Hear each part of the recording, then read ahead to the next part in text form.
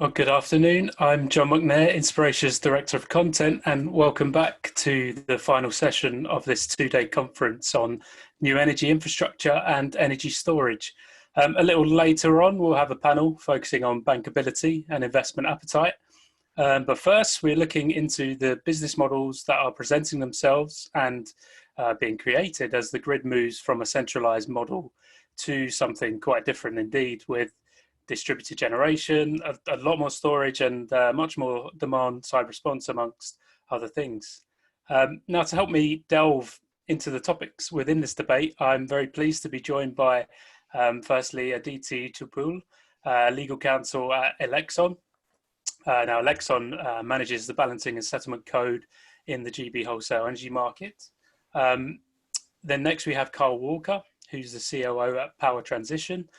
Power Transition has a software platform which tracks energy generation, transmission and storage, and allows things like P2P energy trading. Then we have Dr. Geoffrey Hardy, who's a Senior Research Fellow at the Grantham Institute at Imperial College London. Geoff researches future low carbon energy systems and what they might look like, and assesses the role of businesses and consumers within those. And finally, we have Caroline Bragg, who's Head of Policy at the Association for Decentralised Energy. The Association for Decentralised Energy is a trade association for, as you guessed it, decentralised energy, and it represents more than 160 groups from across the industrial, commercial and public sectors. Before we get going, I'd just like to remind everyone tuned in that we'll be taking questions, which you should be able to send over to us using the Q&A box, which is just at the bottom of your screens. But to kick things off with the panel, and perhaps we'll go one by one with a question for each of you in turn. And I will start with you, Geoff. Just interested, what is it going to be like to be a domestic customer in the future with all this kind of smart stuff that's coming into the energy market? Thanks, John, and good afternoon, everyone. Firstly, that's something we're actually researching at the moment. So I'm part of a consortium called the Energy Revolution Research Consortium. And this is part of the government's Industrial Strategy Challenge Fund, looking at prospering from the energy revolution. So it's a £100 million programme. And what it's doing across the programme is trying to demonstrate what smart local energy of the future, what could be done now to do that. So there's projects in places like in Oxford or the Isle of Orkney, building these systems right now and trying to figure out all of the business models, all of the interactions with customers and all of that kind of thing. So it's a genuine privilege to be a researcher looking into that. And my job within that is to look at the policy and regulation. But getting to your question, what could it look like? Well, we almost had a glimpse of it in May this year. So in May this year, around the bank holiday, one of the bank holidays, we had a record low electricity demand in the UK. Now that means that the system operator, National Grid, had to do something. And what we had at the same time is clearly the reason why demand was so low is we're all locked in. You know, we're in lockdown, nobody's running their businesses from their business, all of that kind of thing. But also, you probably had peak civil mindedness or civic mindedness of the population. So it could have been a very receptive time to for National Grid to ask the population of the UK to do something to help through a difficult period. But instead, National Grid turned off half a nuclear power station and a whole bunch of local renewables. And that's how it managed it. So we almost had the future. But let's fast forward maybe a decade or more into the future where, let's say, the majority of new cars being bought are electric. We're in the midst of a zero carbon heating revolution. We've got a lot more smart meters than today. And we are trying to avoid building a power system 6 times bigger than today's. That's the challenge. That's the value. We are going to need really active demand side. That's the only way we're going to avoid building a much bigger power system to manage all of that new demand coming on and all of that fuel-free renewables that are going to be on the system. But of course, if they're renewable, then they're going when the wind's blowing, when the sun's shining, and not so much when it isn't. So that's the problem we're trying to fix here. So if we're in that world, let's imagine that basically we have close to 100% renewable electricity. We have very cost-reflective pricing, and we have a very active demand side, which means that us customers, citizens, businesses are doing the right thing, and that the system really values us doing the right thing. That could be, that's where we want to be, but it could be a horrifically complex place from a user perspective. So that's why I think we have to really focus in on what is the customer relationship with energy in the future. And we're going to really need some very customer-centered businesses to take away that complexity from those customers who don't want to face it in the future. Because, you know, customers in general are not very engaged with energy. 50% of people have never switched supplier in their life, for example. That tells you where you're at. So what that means is instead of a one-size-fits-all relationship with customer and energy supplier in the future, we're going to need all sorts of models. We're going to need models that allow consumers to get fully involved in the energy system, doing peer-to-peer trading, as communities, whatever it might be, really involved in energy. And we're going to need models that basically provide customers with all of those energy services they need at fixed cost and take that complexity on board, take the risk of all of that price reflectivity and all of that kind of stuff into their business. Because there is value, there's business value. It's like flexibility alone could be worth £3 to £8 billion a year. We've done some research at Imperial College and Leeds University that shows that zero carbon is a £21 billion a year opportunity for electricity utilities. So there's value in it, but it's not going to be a one size fits all. There's going to be a lot more market segmentation. There's going to be customers who don't want to do anything complicated. There's going to be customers who do. And that means there's got to be room in the policy and regulatory landscape to allow businesses to work with consumers to do the right thing by those consumers and take them on that zero carbon journey willingly in the future, or even so they don't notice it, if that's what those customers want. So if we don't make that room in policy and regulation, then we are going to rule out a customer-centered transition, and there might have to be something more directive or otherwise. But I'll stop there because I could go on for hours. Well, we will undoubtedly pick up on loads of those points you mentioned there, Jeff, and you know, particularly the businesses and customers. But I just want to perhaps move on to you, Caroline. And Jeff described, you know, in particular that in the May bank holiday this year, you know, that we were faced with what Jeff said, that, you know, there could be a potential solution on the demand side there, but, you know, what the powers that be did was go for a supply side solution to that. But, you know, focusing on that and maybe, you know, expanding outwards from it, just keen to hear from you, what are some of the key barriers and challenges that the companies you represent see for creating a kind of more nimbler energy market? Yeah, sure. Hello, everyone. So I think if we start at the top, say, with National Grid, ESO and our national services and how far they can respond to exactly as Jeff said, what are extremely difficult conditions at a national level in terms of having enough foot-room to operate the system in a sensible way. I think short to medium term, there are lots of things that we could be doing and things that are actually already underway. So we've seen wider access to the balancing mechanism, which is essentially a way for smaller players, particularly demand side response, but also distributed generation, to get into the balancing mechanism and to be dispatched by grid, which was one of the key things that actually we needed so much more of at the start of COVID. You know, Grid brought forward new products specifically to try to get better commercial access to distributed assets because of because they knew the kind of challenges that they were going to face. But going forward, we need that to continue to grow really, really significantly. I think the other thing is, obviously at a national level, we are still slightly in this kind of we're in a bit of change at the minute. So we've had system services that have grown up over time, are largely structured and shaped by the centralised, relatively few power plant system that we used to have, and the requirements that they needed in order to support grid. We're now moving into a situation where we want to be far more tech agnostic, and we want far more access to distributed demand generation and storage in order to do the things that we need.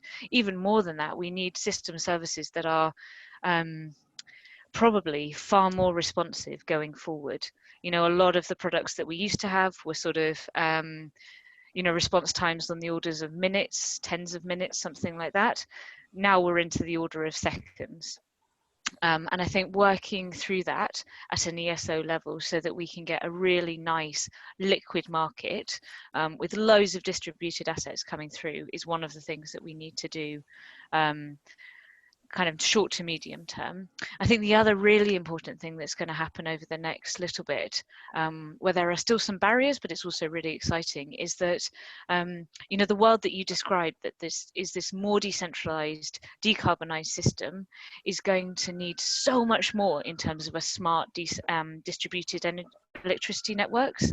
You know, we're still in this kind of, it's quite passive. We've got kind of flexibility tenders going to sort out reinforcement, or as an alternative, sorry, to reinforcement. But that's only, you know, that's like the tip of the iceberg in terms of what we could be doing at distribution.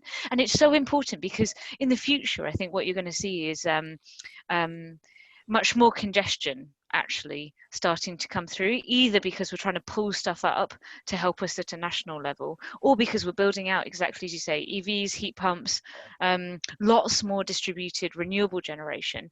And we need to manage that in a really cost-effective, smart way, which means that we need the DNOs to move from not only doing flexibility tenders so that they can avoid cable in the ground in 2-3 years' time. We need the ability to be able to operate and trade on quite a real-time basis as weather patterns change, as we've got demand changing up and down. And we also need to start to look at other markets, I think. So obviously Power Potential is a really interesting trial at the minute that uses distributed assets for voltage control at both the distribution and then upwards to the national system. We need to be rolling out those as well, and we're not quite there yet. But I think those would be the main things I'd say for now. Okay. So moving to you, Karl, then. So at Power Transition, you know, you're out there right now with a P2P energy trading platform, and you know, you have a project in Corby, I believe. I mean, tell us a bit more about that and the part it can play in these kind of future more decentralized energy systems.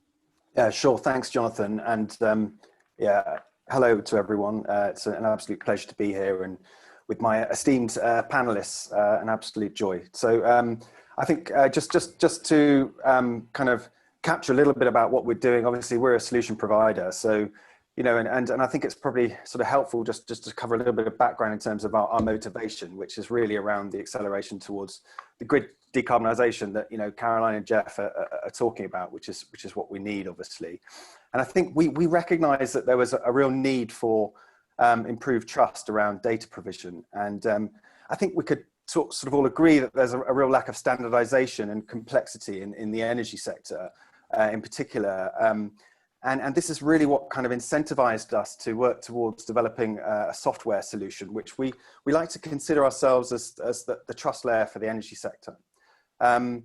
You know, we've got 9,000 energy stakeholders in the UK alone, and they all need access to open data that's secure.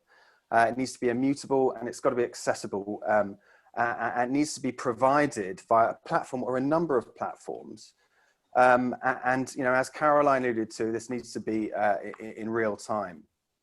So at Power Transition, we've developed a digital energy platform with multiple use case applications, and really what it's looking to do is, and already proven to do within Corby, as you rightly mentioned, Jonathan, is to enable every participant in the energy system to dynamically track, optimize, and balance their energy in real time, and able to doing this at any scale. You know, the scale of the issue that we've got to address here is vast, and it needs to happen quickly. So the overall intent is to support the integration, as Jeff mentioned, these intermittent sources of generation and storage, so we can facilitate this transition to zero carbon. So in terms of our platform, you can kind of think of us as the internet of banking for the energy sector, but our currency is electrons and carbon, and our customers prosumer DERs and the energy supply chain. It's about bringing all of those energy participants together. So what we're doing and we're demonstrating is that we can map the energy journey of each unit of electricity flowing through each of the generation and demand assets located behind a boundary point meter. And this can be done within the compliance and regulatory framework that underpins the UK energy sector at the moment. And then the little kind of clever trick that we're doing is we're taking each unit of electricity and we're tokenizing it through each stage of that journey. So we're essentially looking to fulfill the need to provide auditable, traceable, and secure data that's accessed by all of the key stakeholders within the energy sector. So from asset owners on site through to route to market providers, aggregators, and also the balance of responsible parties, so the suppliers. So essentially providing secure and safe access to more granular site level data. That's really, I think, the key. So through the platform, we can develop immutable ledger records that can be produced, and as Caroline alluded to, in real time. And that's really very important in terms of providing both access to this safe and secure data and doing it in a way that enables not just the transactions to be completed, but you know, we're talking sort of financial information, non-financial information, and this is providing that sort of more granular data at these DER prosumer sites. Okay. And finally then, Aditi, just to bring you in now. So Elexon obviously manages the balancing and settlement code. And there's been a number of proposed changes recently to how that works, and I believe enacted changes as well. Can you take us through what you feel are some of the most important proposals amongst those and changes that are going on right now? Sure. I mean, before I sort of leap straight into what we're doing for the market, if we just take a step back and sort of try and form a narrative around what's being said, because I think it's quite important that we contextualize anything that's happening in the market. So from my perspective, I think that would be useful.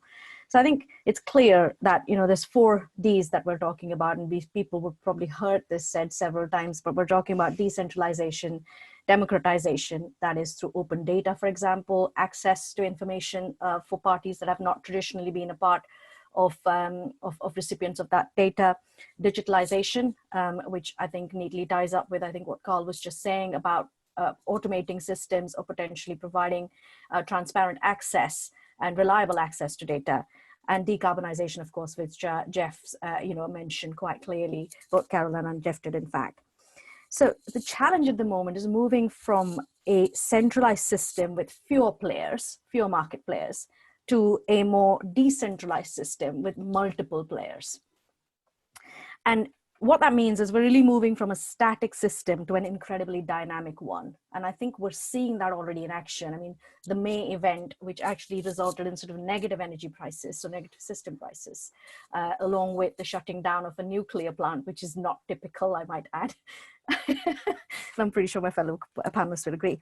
So these are extreme actions that are having to be taken because of the extreme nature of changes in the wholesale demand and supply side. So what do we really need? What we need is a stronger consumer. We need a consumer that is able to carry out certain actions who is also a producer or a generator potentially of electricity, as a number of us today are, with solar panels on our roofs, for example, or if you're a commercial unit, you probably have some sort of a generation ability or storage ability somewhere along the line. And we want to be able to do all of this. We want to be able to sort of involve these prosumers without actually affecting the security of supply. So what's happening is that the consumer role is gaining prominence, and it questions what we call the supplier hub model. For any of those that are sort of, for their sins have been a part of the regulatory framework will probably identify with this term. But this is essentially where the bulk of the responsibility for sort of complying with regulations is put on the supplier. And you then have monopolies like the distribution network operator and the ESO and the TNOs supporting that. So these are monopolies, and the supplier sort of is the only sort of commercial entity that's actively engaged in the actual supply chain. The others sort of obviously being aggregators that Karl mentioned. So from my perspective, the direction of travel is clear. We are moving in one direction and one direction only. And it basically means a fundamental change from a regulatory perspective.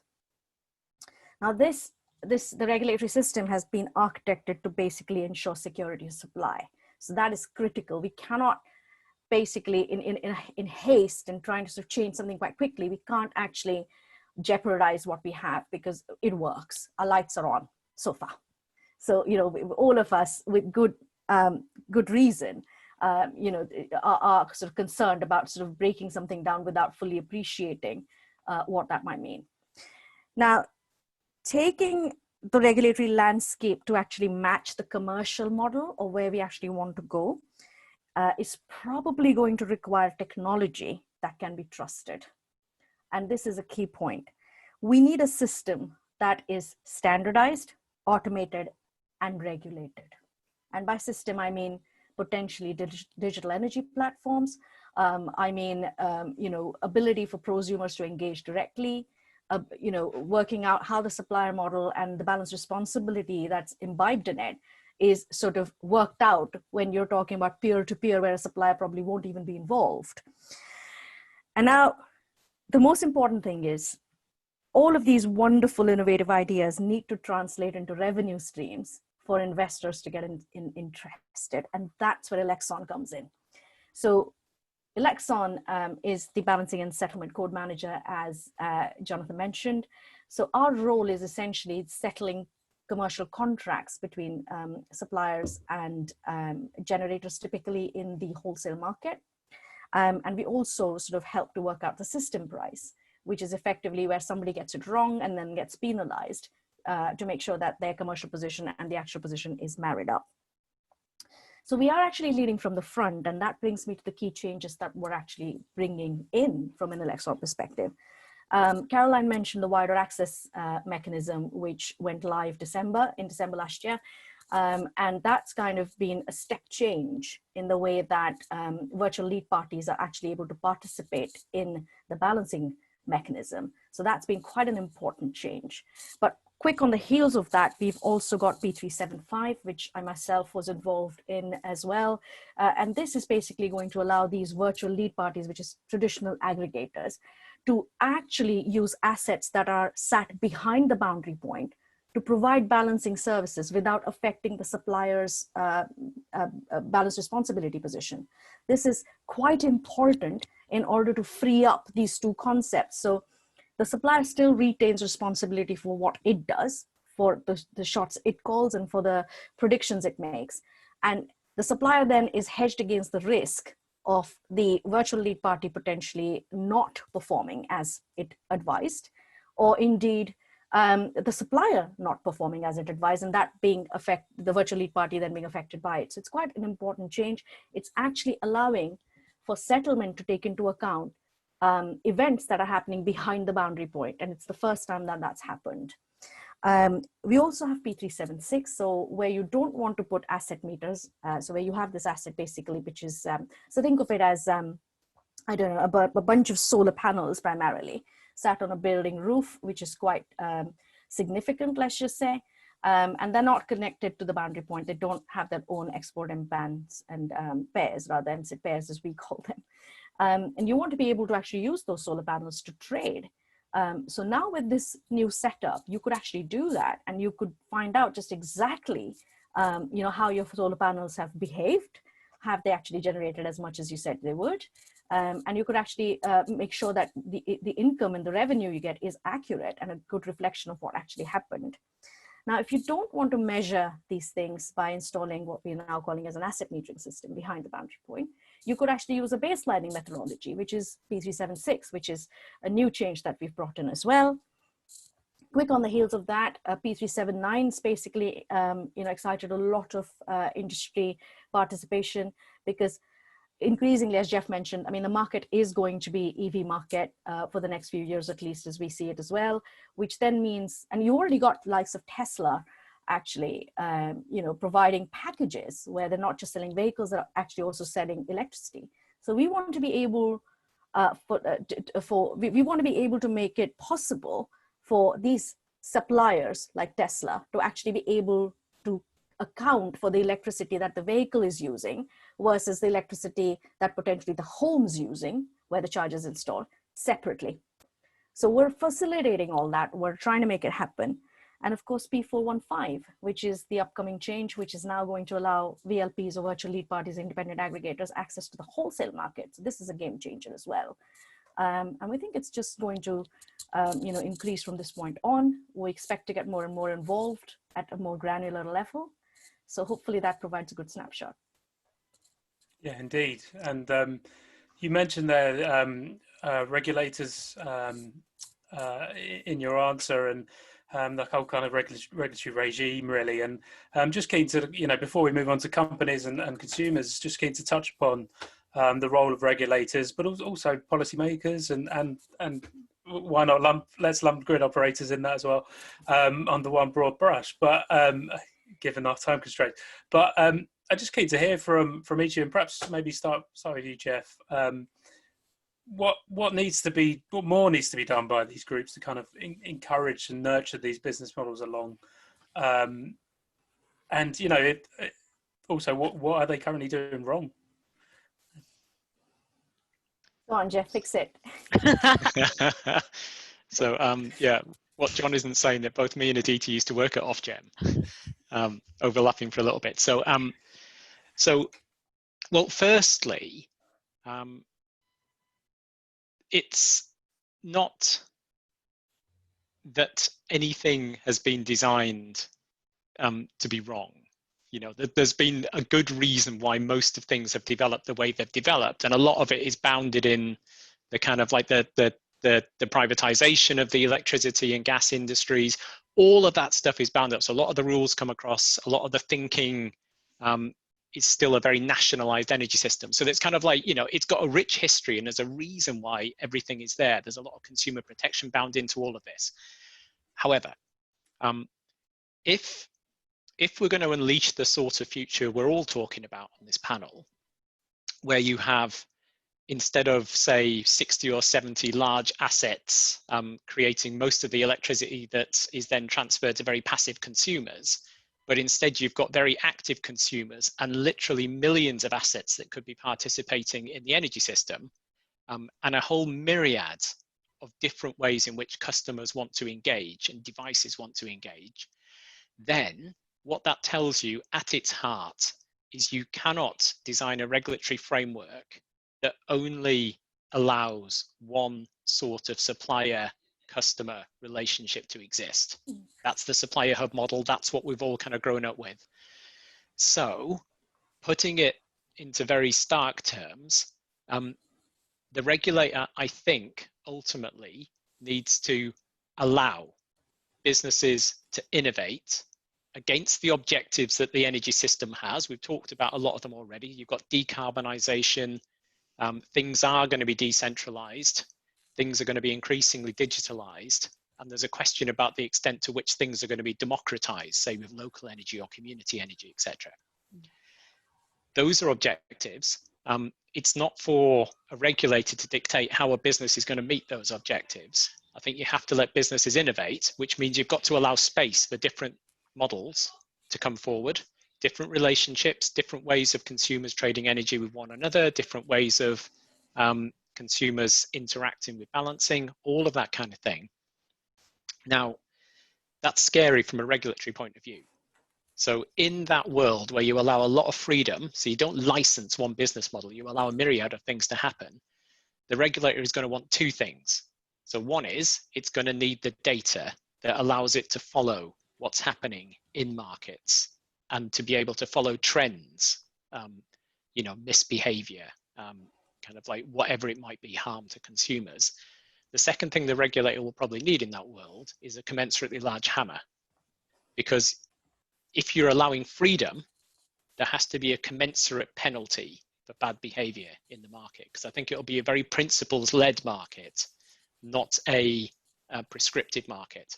So I think that those are very big picture things, but I think that's absolutely essential to what you're going to need. So I already talked, you need to have the demand side at least equal with the supply side in that system, if not even promoted over. And you need freedom for businesses to take on the risks that they can manage, to have new and very customer-centered relationships with customers. And the regulator is going to have to be better at data than the rest of everyone else. And it's going to have a huge hammer hanging above the industry to stamp down on bad behavior. Okay. And Karl, coming to you, I mean, one of the things you mentioned a little earlier was, you know, you're able to operate, you know, just fine in this current kind of framework that's set up. What's your views then on are there other things that need to come in to increase the kind of scope under which you're able to operate? I think there's a need for the wider sector to understand the existing opportunities. Yeah, I mean, there are changes that do need to come into force also. I mean, I think, you know, Aditi mentioned the P375, and I mean, I think, you know, it's really opened up you know, a regulatory opportunity. I mean, at Corby, we demonstrated a trade, you know, so we know that, you know, that households can trade within each, you know, with each other in terms of energy, and you know that presents a really exciting precedent. And I think you know the changes that have already happened within the regulatory framework that Aditi was alluding to are creating opportunities, and particularly in the residential sector, so the sort of prosumer household sector, where I think communities, you know, can move away from this kind of, you know, the old business of usual of having their own meter. I mean, at the end of the day, I mean, who really wants a meter? Who wants to kind of, you know, monitor their meter every few months? You know, I mean, I think really what consumers during this transition need what they want really is they want less hassle in terms of arranging their supply. They want to know that their supply is clean. They want to know it's 100% certified green origin electricity. And they just want the best price, but they want that without any sort of hassle. You know, having to change suppliers every few months, this is not really the future. That's not what, you know, we're all talking about here in terms of the direction of travel we're moving in. And so if you know, if the site energy assets and the DERs, the energy, the storage, if they're controlled up and down, they're optimized, and that energy is shared across within that community, not only can flex capacity be identified and made available to trade out to the market, as Aditi has been alluding to, but it also presents I think a far more attractive opportunity, both for prosumers, but also, you know, community energy schemes that we're all kind of, we're seeing, you know, they're coming to the forefront, and, you know, we're having very interesting discussions about the opportunity to kind of also provide benefits back to developers, you know, who are looking to reduce their infrastructure costs, they're looking to reduce their connection costs. And so, you know, you know, going back to sort of, you know, the way we're looking at this in terms of our commercial model for the residential sector, it's based on a supply contract via the import-export boundary point meter, similar to a commercial site with a half-hourly meters, essentially. So I think that's a kind of helpful direction of travel. You know, as I mentioned, the current business as usual model is just sort of with a meter each dwelling. You know, that doesn't really benefit a community energy scheme, because under the existing arrangement, individual households can opt out of that. So there is a loss to, which is going to increase their supply cost, and there's going to be a disbenefit to the wider community. So, you know, we demonstrated through our peer-to-peer residential scheme that an additional 20 to 30% carbon can be reduced. And that's demonstrated via modelling with Cardiff University. And our independent stat modelling that we conducted identified a further £170 in terms of dwelling cost reductions for the consumer. So, you know, and this is all, the model that we've identified there was via a centrally managed dashboard, which we called IMAS, which is our integrated microgrid as a service platform. So yeah, some examples there. Hopefully that's insightful. Thanks, Jonathan. Okay, and Caroline, I just wanted to come to you. You know, keep your thoughts on the regulatory question, but also just to kind of break out into a wider view. Obviously, yeah, with projects like Hinkley Point C and possibly Sidewell C afterwards, and big offshore wind farms, maybe up to 50 gigawatts, it doesn't seem like centralised generation is necessarily going anywhere for some time. But obviously, the market is changing, and there's lots more distributed as well. So just thinking in the pure kind of, it's maybe very crude, but distributed versus centralised generation, what's the split in the market going to look like, do you feel, in a few years down the line, or do you not even kind of think in those terms? I think the way I think about it, but obviously it's extremely uncertain right now. I think I'm not sure that decentralized versus centralized is the thing. I think it's more about the way in which we use different types of power generation or flexibility will change. So I think you can imagine a world where, for example, there are some areas that going forward, perhaps saying like 10, 20 years, can actually be relatively self-balancing, actually, for vast periods of the time. So in terms of what Karl is talking about, but also kind of, you can imagine if you've got areas that have really good renewable resources available to them, so obviously Cornwall and solar, etc. And you've got some really nice storage and some demand side response going on in those areas, then what we could find is that those areas are mostly self-balancing, but then sometimes you need national scale generation to support their demand, perhaps when weather patterns don't go in their favour, for example.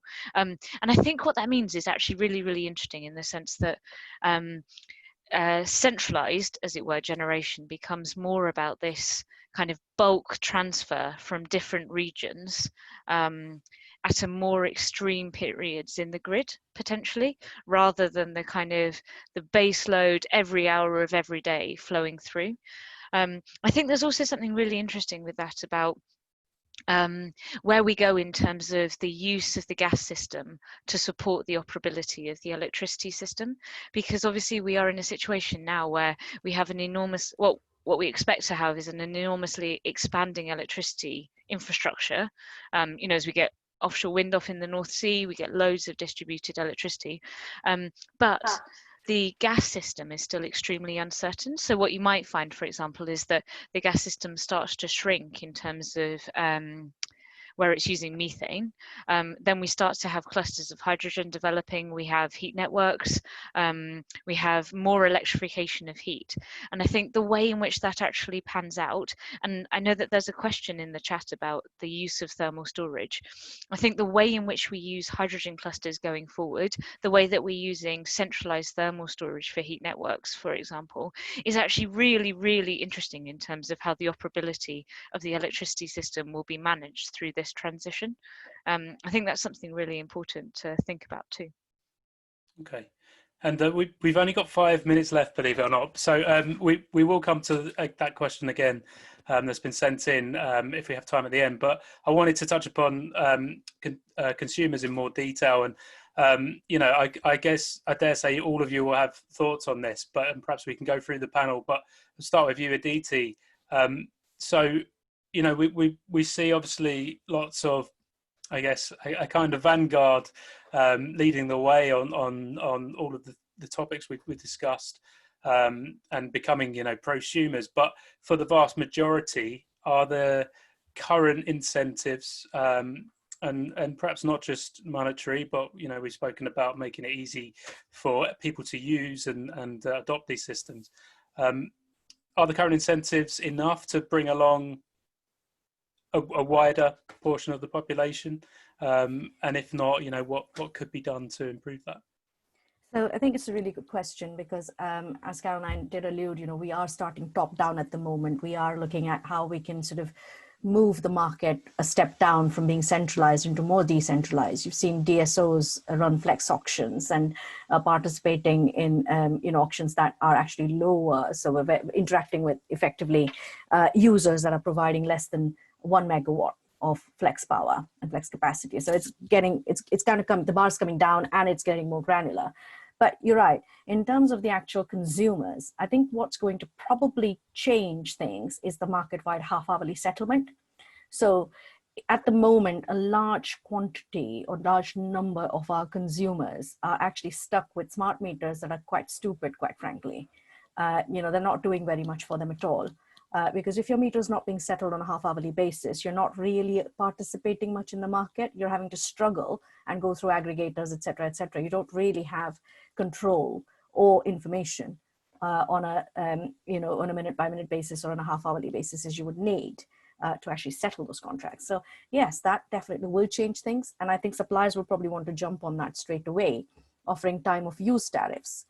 Which is not something we currently have. So at the moment, we've got two choices. Do you want to sort of go on the standard tariff or an economy 7? That's quite archaic, quite frankly. I mean, you've got peak hours between 4 and 7 for different distribution network operators. Most of them will probably have it something around that time, which means electricity is quite expensive at that moment in time for those 3 hours. And it's actually probably incredibly cheap if you run your washing machine and your dishwashers, say from 2 to 4 a.m. in the morning, just as an example. But until the consumers can actually engage in that and participate in that directly, I think we are one step away from realizing the full flex potential or participation potential of prosumers. You can do that at the moment with the current changes to an extent, but you would need to be a pretty well-versed consumer to be able to participate, to be fair. I don't know if that summarizes things. And of course, this is purely on the power side. You do have smart heat grids, which are quite successful. And I'm pretty sure panelists on this panel, or potentially even the next one, will probably be able to make some comments about that. So we are now increasingly looking at utilities in the form of energy as a service, as opposed to power bills and heat bills and, I don't know, gas bills and all of that sort of being separate items that consumers have to battle with. So that would be my 2 cents worth. Okay, and with 1 minute remaining, any other final thoughts on the incentives piece from other people on the panel? I mean, just very quickly from me, I think we are, exactly as Aditi says, I mean, most of it is still these quite dumb tariffs. We're seeing a very few come through, but it's really hard to frankly make enough money out of them. You know, those should be the most commercially attractive on the market going forward. That's where we need to get to. I think the one thing that I would say that is, I think, quite interesting in that is the balance between wholesale market and balancing mechanism revenues and where we put that line. Because what we are seeing at the minute is this big trend towards increasing actions in the balancing mechanism taken by the ESO, which in many ways is perhaps sort of eating into the value that those time of use tariffs could draw out of the wholesale market. I think that's something we need to look at as a medium to long-term priority. Okay, and with that, I'm afraid we've run out of time. We must move on to the next panel, but there will, of course, be time later on put aside to continue some of these discussions, which you can access through the meetups function on Hoover. You can also send your questions directly to any of our panel. I'm sure they'll be happy to receive those. But I would just like to thank the panel today for joining me. I really enjoyed that discussion and wish it was longer. But now I must pass on to my colleague, Fernando Moncada, who will be discussing bankability and investment appetite. Over to you, Fernando.